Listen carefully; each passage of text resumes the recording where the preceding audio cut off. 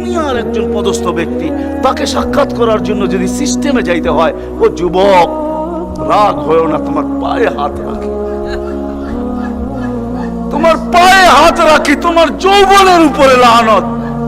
মালিকুল মুলুক তোমাকে ডাকতেছে আর বলতেছে কোন সিস্টেম নাই, আয় আয় আয় আয়, আসাজিদু ইয়াসজুদু আলা কাদামাই রহমান। তুই মাথা রাখতে দেরি, আমার কুদরতি পায়ের নিচে যাইতে দেরি হবে না। মাথা আমার কুদরতি পায়ে রাখবি, তুই সিজদায় যাবি, তোর থেকে আমি পর্দা সরাইতে দেরি করব না।